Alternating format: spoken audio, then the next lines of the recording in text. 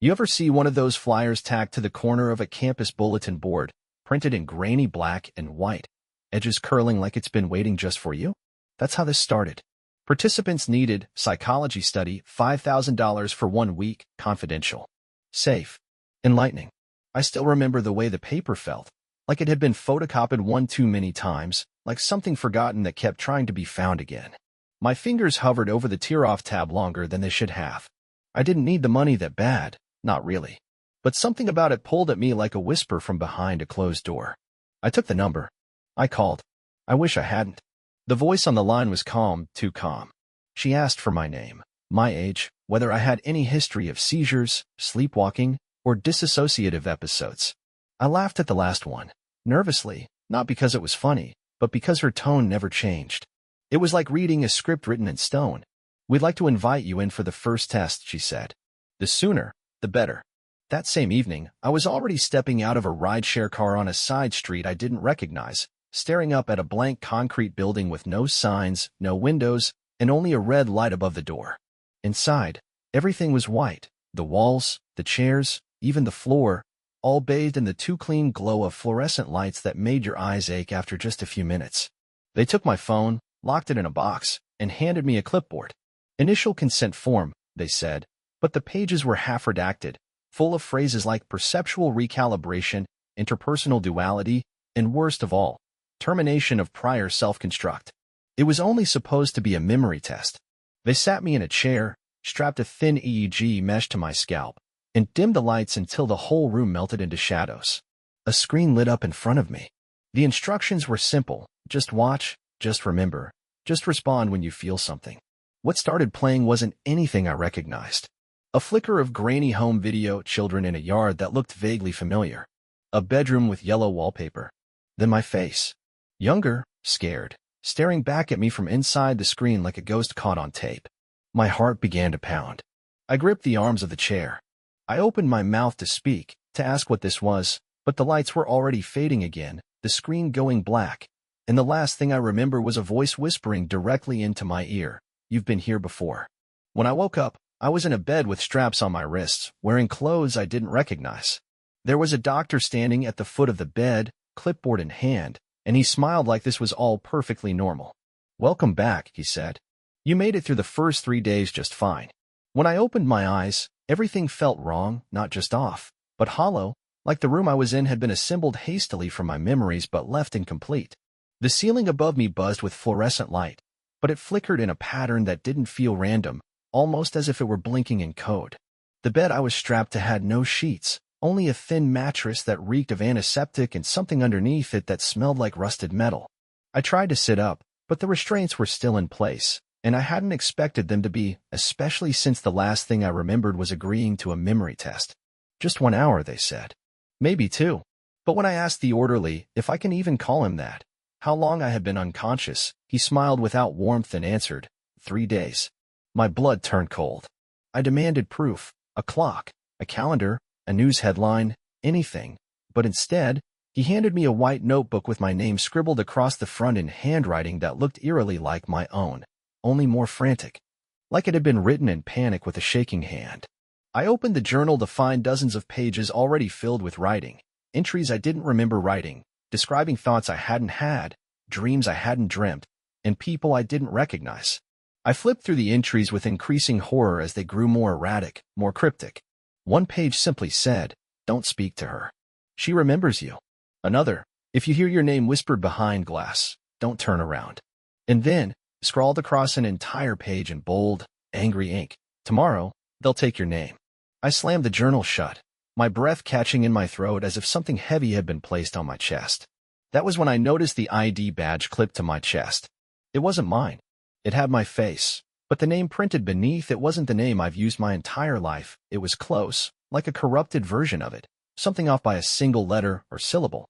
When I protested to the staff, they all reacted the same way, calm, practiced dismissal, like I was a child insisting the sky was red.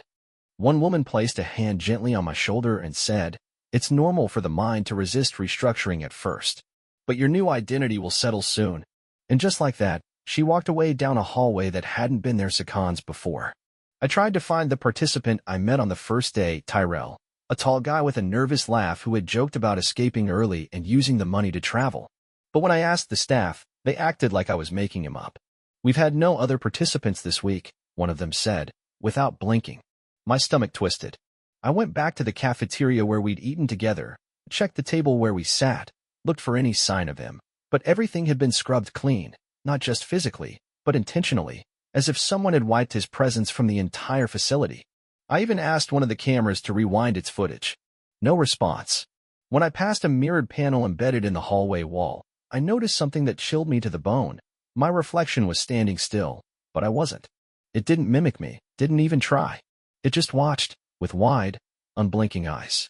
That was the moment I realized something had begun to fracture. The moment I woke up the next morning, I knew something had shifted, something fundamental, like a screw in my mind had been quietly loosened in the night while I was too deep in sleep to feel it. At first, it was subtle. My name tag, the one already wrong the day before, now bore another version of my name, more distorted than before, like someone had translated it through a dozen languages before handing it back to me with a smile. The letters still resembled what I remembered, but they were crooked, as if bent by heat or time, and worst of all, when I said my name out loud, it didn't sound right anymore.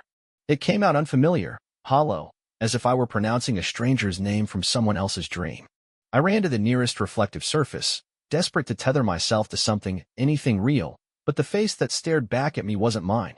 It looked like me, yes, but aged just slightly, the skin around the eyes too tired, the mouth fixed in a grin that didn't belong to me. When I moved, the reflection moved half a second later, as if it were trying to decide whether to keep pretending. I began testing everything. I'd whisper my real name under my breath, only to hear a different name echo faintly from behind the air vents. I recorded myself speaking, played it back, and nearly dropped the device when the voice wasn't mine. It sounded like me, yes, but the words were altered, spoken in a cadence that felt too precise, too rehearsed, like someone reading lines off a script they didn't understand. I cornered a staff member, a tall, balding man with a surgical calmness to his movements, and demanded answers. Where was the exit? Who had authorized this? Why were they changing my identity? But he simply nodded along, unbothered, and then asked, "Do you feel more like yourself today?" That was the moment I realized they weren't trying to erase me suddenly. They were doing it slowly, methodically, testing how much they could peel away without me noticing. Later, another participant, a woman I hadn't seen before, whispered to me in the hallway, her eyes darting to the surveillance cameras, "Don't trust the mirrors. And don't take the next test." Before I could ask what she meant, she slipped through a side door that wasn't there yesterday and didn't exist today when I tried to find it again. That evening, they called me in for what they called a cognitive reinforcement exercise, but it was nothing like the last test. This time, the room was cold, unnaturally cold, like the air had been drained of life, and in the center was a single metal chair facing a wide black mirror that spanned the entire wall. They told me to sit, to watch, to listen for my own voice. At first, there was only silence, then static, then whispers, hundreds of them, layered over each other, all saying my name, but none of them pronounced it the same way. My reflection began to blur, distort, and twist, until it split into two versions of myself, standing side by side, both smiling that unnatural smile. One of them leaned closer to the glass, and in perfect unison with the whispers, it said, "You don't remember yet, but you've been through this before." My heart thundered so hard it drowned out the sound of my own breath. I tried to stand, but my limbs felt heavy, like something was pushing down from above. Then the lights cut out, plunging the room into total darkness.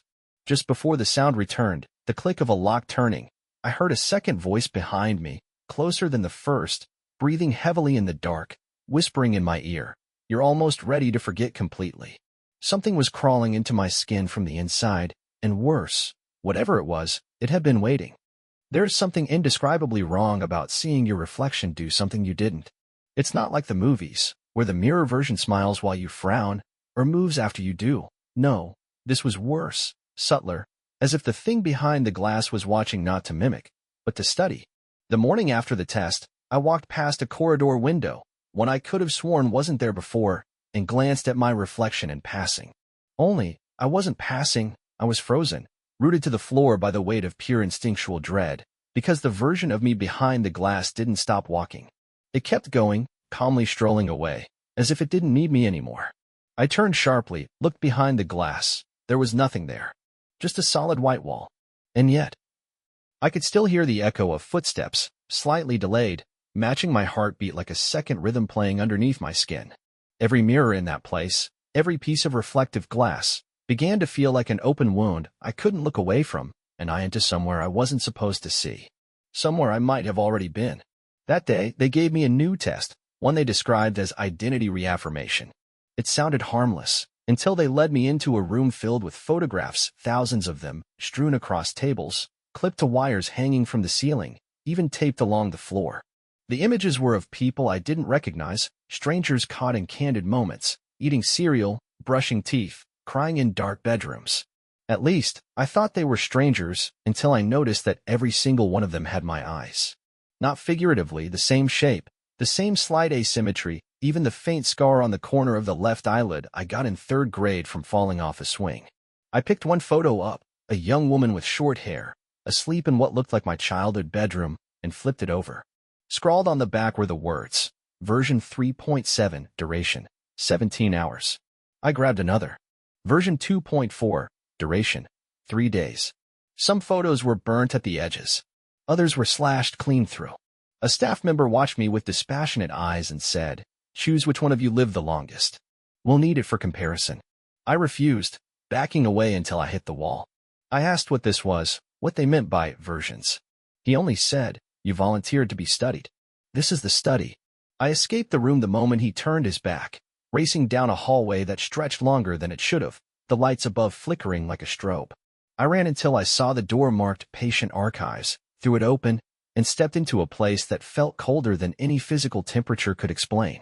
Rows and rows of filing cabinets towered over me, some marked with serial numbers, others with first names, and many with my name, or versions of it, each one slightly different, as if reality had been playing anagrams with my identity. I opened a drawer at random and found a stack of worn documents, one stamped, Incident Report 4C, Subject Recognized Self-Fragment. Attached was a still image of me, wide-eyed, screaming in front of a broken mirror. But I had no memory of that moment. None. Until I looked up and saw that same shattered mirror mounted on the far wall of the archive. My breath caught. I stepped toward it slowly. And in the fractured glass, among the dozens of slivered reflections, one version of me was moving differently from the rest. It was smiling. Then it lifted its hand and pointed behind me. When I turned around, there was no one behind me, but that somehow made it worse. The room was empty, yes, but not still. The air carried the weight of something freshly moved, as though a presence had just passed through and scraped against the edges of reality itself. I spun back toward the cracked mirror, heart jackhammering in my chest, and the reflection, the one that had pointed, was now perfectly in sync with me again, calm and blank-faced, pretending it hadn't betrayed me only seconds ago. I stumbled back into the archives and closed the drawer I'd opened, my hands trembling, breathing shallow and hot. I tried to tell myself I was just hallucinating, that the isolation and silence were messing with my head, but then I noticed the file still clutched in my hand. It hadn't come from the drawer I remembered opening, and yet it bore a name that punched the air from my lungs. Tyrell Harrington. The same Tyrell I'd met on day one. The guy who laughed like he wasn't afraid. The guy who vanished. My fingers dug into the folder, and inside I found a grainy photograph of him strapped to a chair, eyes rolled back, mouth open in a scream. But it wasn't the image that sent shivers racing up my spine. It was the fact that someone had scrawled a note in thick black ink across the bottom, subject terminated due to duplicate crossover. Original still unknown. For the first time since arriving, I genuinely thought I might throw up. I staggered back against one of the cabinets, feeling like the walls were inching closer, and in that suffocating moment, I noticed something else. One of the cabinet drawers was already open, just a few inches. And inside was a file labeled with my name and birth date, but with a death certificate attached.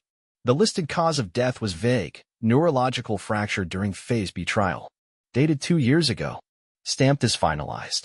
I dropped the file like it was on fire. It didn't make sense. Was it a mistake? A different person? A cruel trick? I rushed toward the exit, but the hallway outside no longer led back to where I came from. It now split in 3 directions, one lit red, one blue, and one pulsing a sickly yellow that made my skin crawl just looking at it. A voice crackled overhead from a speaker embedded in the ceiling, calm, emotionless, automated. Phase 2 initiated. Participants may now observe themselves. Then everything went silent, except for the sound of something wet sliding across the floor in the unseen distance, accompanied by faint whispers that grew louder every time I tried to ignore them. The next room I entered wasn't labeled, and it shouldn't have existed. Tiled walls, surgical lights, a two-way mirror that flickered every few seconds like a dying screen. And sitting behind the glass, watching me, was me. Or something that looked like me, only it wasn't right. Its head tilted too far. Its eyes blinked one at a time, like it was still learning how. It smiled, not out of recognition, but with curiosity, like a child pulling wings off a butterfly just to see what happens. I raised my hand slowly, hesitantly, and the thing raised its own, but it was late, off by half a second. Its movements lagged, not in time, but in intent, like it wasn't copying me at all. It was trying to predict me. And failing. When I finally whispered, "What are you?" the thing opened its mouth in perfect silence and mouthed the word, "Original." The lights overhead sputtered violently, and for a split second, I saw its face ripple, glitching through a dozen expressions, laughing, screaming, crying, all mine but none mine, before everything snapped to black. And I felt something cold brush the side of my neck like a hand reaching from the other side of the mirror. There's something about pure darkness that doesn't feel natural, not the kind you get at night in your bedroom with the curtains drawn, or even the kind that falls during a power outage. But this, what they led me into, was something deeper, something designed. Like the darkness wasn't the absence of light, but the presence of something else entirely. They didn't say where I was going, only that phase 2 required total perceptual isolation, and that compliance would prevent further fragmentation. I didn't know what that meant until they placed a hood over my head, wheeled me into a chamber colder than any place I've ever been, and locked the door behind me with a sound that didn't just echo, it lingered, like the metal itself had a memory. The lights inside were already off, but even with the hood removed, I couldn't see anything, not my hands, not the walls, not the floor beneath me. It was like standing inside a blindfold. I stood there, frozen in place, afraid to move, afraid of what I might touch, or worse, what might touch me. Then came the voice. Not over a speaker, not from a wall. It was inside the room with me, low and rasping and too close to my ear. "Sit down. It's time to meet yourself." I stumbled backward, hands out, trying to find anything solid to anchor me to reality, and when I finally found the chair, it was ice cold and wet, like it had been recently vacated, or maybe never dry at all. I sat, unsure why, only that disobedience in this place felt far more dangerous than compliance. Seconds passed, then minutes. Then something began to move around me, not visible, but heard, something circling the room slowly, dragging what sounded like bare feet across the concrete floor, breathing shallowly, as if struggling to contain itself. I held my breath and closed my eyes, which didn't help at all, because the darkness was the same whether I blinked or not. Then it spoke again, and this time I recognized the voice. It was mine, but distorted, like someone had taken my vocal cords and tuned them slightly off-key. "You don't remember the first time we did this," it said, circling closer.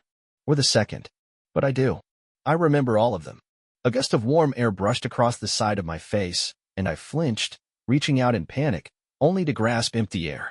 When I pulled my hand back, it was sticky. Not with blood. With something thicker. Something that smelled sweet. Too sweet. A flash of light burst from the floor, sudden and blinding, illuminating the space for no more than a single second, but it was enough. Enough to see the figure crouched in front of me. My face. But stitched wrong, like someone had tried to rebuild me from broken parts and had forgotten how smiles worked. Its eyes were open wide, too wide, with pupils that stretched from corner to corner like ink spilled on glass. It was naked and pale, bones too long, skin too tight, hands twitching like it hadn't yet learned what fingers were for. I screamed, but no sound came out. And then the light was gone again. Total darkness. Only the voice remained. "One of us has to stay," it whispered. "And one of us has to become real." Something sharp dragged across the back of my hand, slow and deliberate, and I didn't know if it was a fingernail or a blade, but either way, it was followed by a chuckle. My chuckle. "Decide quickly," it said, "or we'll both forget who we were." Then, from the far wall, a door opened, not with light, but with a void so black it made the room I was in feel like daylight, and I knew that I was being given a choice. Only I didn't know what it was, or what I would be choosing between. It felt like stepping into a world that shouldn't exist, like I'd crossed into a place built entirely from forgotten dreams and fractured memories, a realm that knew who I was better than I did. The void beyond the door swallowed every sound the second I entered, muting my footsteps, my breath, even the panicked rhythm of my own heartbeat, which now pulsed only in my skull.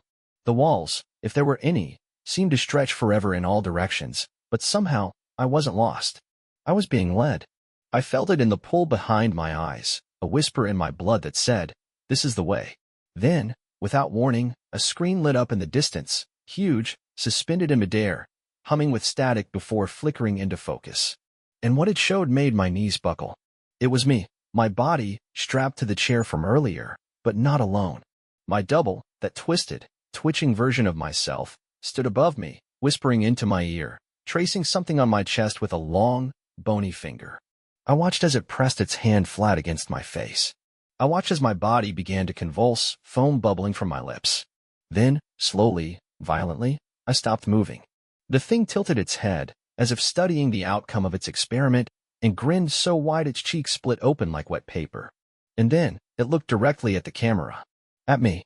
I staggered back in horror, gasping for breath I hadn't realized I was holding, and that's when the screen cut to another feed, this time, a room I hadn't seen before. A surgical theater, cold and bright, with a single operating table in the center. My body lay there again, unmoving, chest open, ribs cracked wide like a dissected animal. But there was no blood, just darkness inside me, as if my insides had been hollowed out and replaced with shadow. Standing beside the table were several figures in lab coats, their faces blurred or blurred out, each one staring silently into the cavity. One of them, faceless, nameless, turned toward the camera and placed something on a tray beside him. A scalpel. A tooth. A small metal tag that read, Subject 6, Failure to Reintegrate. Then the lights in the feed began to flicker, and a scream, mine, I was sure of it, erupted so loudly through the room I had to cover my ears, but no matter how hard I pressed, I couldn't stop hearing it. The scream wasn't just from my throat. It was inside my bones, vibrating through every memory I'd ever had, like someone had unearthed a recording of my soul and hit play. I turned and ran. I don't know how far or for how long, only that the darkness began to pulse like a living thing around me, shifting in slow, deliberate waves. Eventually, I collapsed against a wall that hadn't been there a second before and slid to the floor, only to realize I wasn't alone. A hand reached out of the wall itself, palm up, holding something. I took it without thinking, and as soon as my fingers touched it, the lights above me snapped on blinding, harsh, and I saw what I was holding. A photo. Of me. But aged, scarred, sunken-eyed. In the picture, I was wearing a lab coat. I was standing behind someone strapped to a chair. I was smiling. My mouth went dry. There was handwriting on the back of the photo, successful transition, subject promoted to observer. And before I could even process what that meant, the door behind me creaked open with a mechanical groan, revealing a hallway I hadn't seen before, one lined with windows that looked into identical rooms, each with a version of me inside, screaming, bleeding, begging to be let out. But the worst part wasn't seeing myself suffer. It was knowing, deep down, that I'd watched this before. And I'd let it happen. There's a kind of horror that doesn't scream, it watches. Coldly, patiently, the way an insect might observe you through the glass of a jar you didn't know you were trapped in. That's exactly how it felt the moment I stepped into the corridor lined with windows, only now, I was on the outside. The doors were sealed. The lights inside each room flickered dimly, casting long, crooked shadows across the white-tiled floors. I pressed my face to the first glass panel, heart clawing at my ribs, and what I saw shattered something fundamental in me. Inside was a version of myself, fresh-faced, confused, clutching a clipboard just like I had the first day. He looked around nervously as a woman in a lab coat explained the rules of the study. I wanted to scream, to bang on the glass, to warn him not to sign the form he was holding, but I couldn't.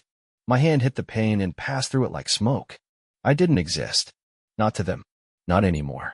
I was watching the beginning from the other side of the loop, like some invisible parasite tied to the gears of a machine that only pretends to be human. Room after room told the same story, each one a slightly altered variation. In one, I saw myself break down on day 3, throwing a chair at the mirror while the staff calmly watched behind clipboards. In another, I smiled too easily, too quickly, like I'd been trained for this. Some versions never made it past phase 1. Others disappeared mid-test, mid-breath, blinking out of existence like a skipped frame in a corrupted video. The worst were the silent ones. The rooms where I was just sitting still, staring ahead at something no camera showed, lips trembling, eyes unblinking, The kind of stare that only comes after the soul has left and something else has moved in to wear the skin. I turned away, nauseated, only to see that the hallway stretched further than it had before, hundreds, maybe thousands of rooms ahead. My knees gave out. I crawled to the wall, gripping a vent for balance, and just when I thought I couldn't see anything worse, the lights in the last room flicked on. And there, seated in a white chair, freshly admitted, was me again. Younger, cleaner, holding the same clipboard. He looked up at the mirror he couldn't see through and whispered to himself, "I hope this isn't a mistake." Something broke in my chest in that moment. Not physically, but spiritually. The kind of fracture that doesn't bleed, but echoes. I stood slowly, guided by instinct more than will, and moved toward the nearest terminal mounted on the wall. It blinked to life before I touched it, as though it recognized me. A file autoloaded, labeled, Observer Designation, 7D. Status, active. Beneath it was a control panel full of buttons I couldn't understand, yet my fingers hovered above them like they'd always known what to do. I pressed one, almost by accident, and one of the doors clicked open, releasing a piercing siren and a red strobe that bathed the hallway in pulsing bloodlight. Inside, the subject, another me, looked up suddenly, directly at the camera, and his face twisted in terror.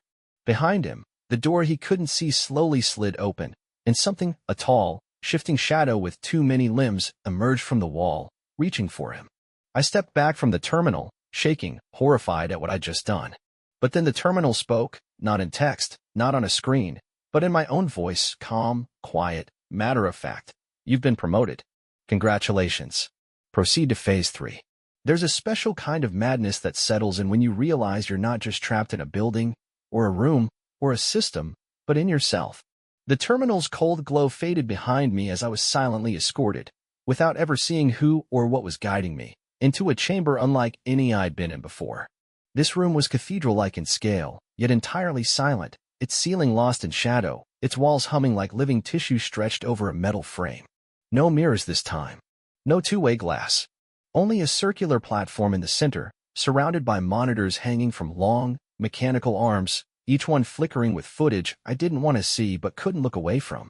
They weren't just watching me anymore. They were archiving me, segmenting me, cutting time itself into slices and laying them out for dissection. One screen showed my first day, smiling nervously. Another played the footage of my breakdown in the isolation room.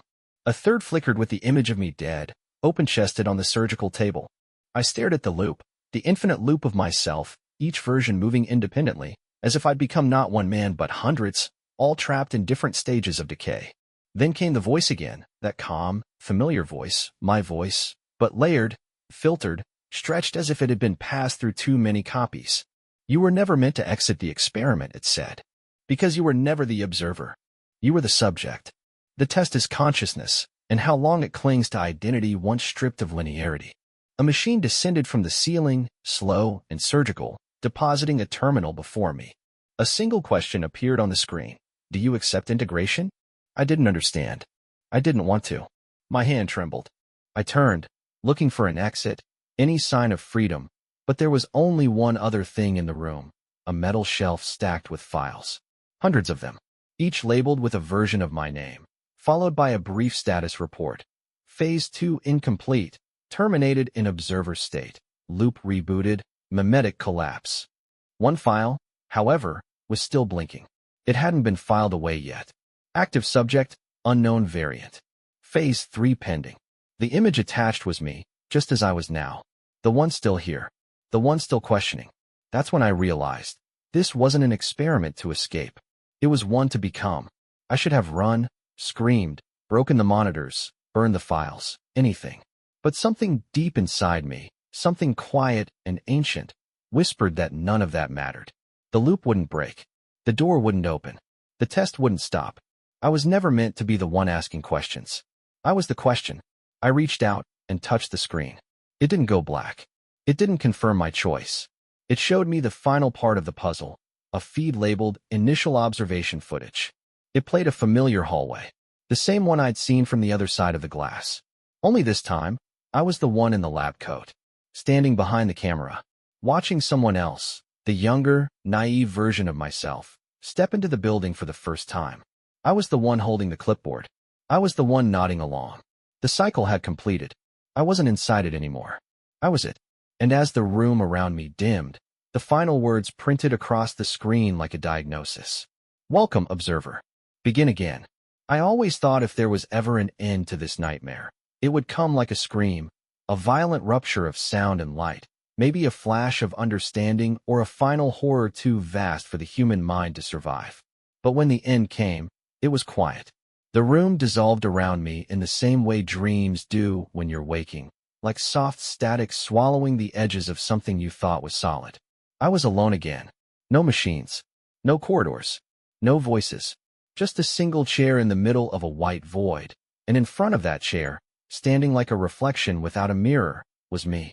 But not just a double this time. It was older, worn, faded like an old photograph. Its face carried the weight of knowing every version of this story before me. Its voice, when it spoke, was brittle with time and exhaustion. This is where we decide, it said. Either we keep the door shut and let the loop continue, or we open it. But if we open it, we don't know what gets through. Behind him, a thin, vertical line began to glow, too bright to look at directly, pulsing like a heartbeat carved from the core of something eternal. The exit, or something pretending to be one. I wanted to ask him what lay beyond, what would happen if I stepped through, but I already knew the answer. No one had ever left this place as themselves. The loop doesn't end when you walk away. It ends when you choose not to be part of it anymore. But what does that mean? Death? Dissolution? Freedom? I took a step forward, and the ground beneath me rippled like water, responding to my decision before I'd even made it. The other me smiled faintly, not kindly, not cruelly, but with a tiredness that felt more human than anything I'd seen in this place. He stepped aside and gestured toward the light. Behind us, 1,000 doors slammed shut in sequence, echoes of old choices, old paths collapsing into silence. There would be no going back. I stepped into the glow, and just before the world erased itself in a single white breath, I heard one last whisper, a voice so familiar I almost didn't notice it was mine. You're not the first, but you might be the last. Then, nothing. No sound. No sensation. Just the hollow stretch of something new being born, or something very old finally dying. And if you're hearing this now, if my voice made it through whatever that light was, if the story somehow survived the machine, it means the loop was broken, or maybe it never was, and I just slipped into the next layer. But I need to ask, if someone offered you $5,000 to sit in a room for a week and answer a few questions, would you do it? Would you volunteer for a psychology experiment you didn't understand? And more importantly, if you saw yourself walk out of the building afterward, smiling and waving like nothing happened, how sure would you be that it was still you? Think about that. Really think about it. And if you've ever seen someone who looks just a little too much like you, maybe it's not coincidence. Maybe someone's watching, waiting.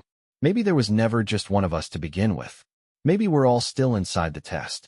Maybe you are too.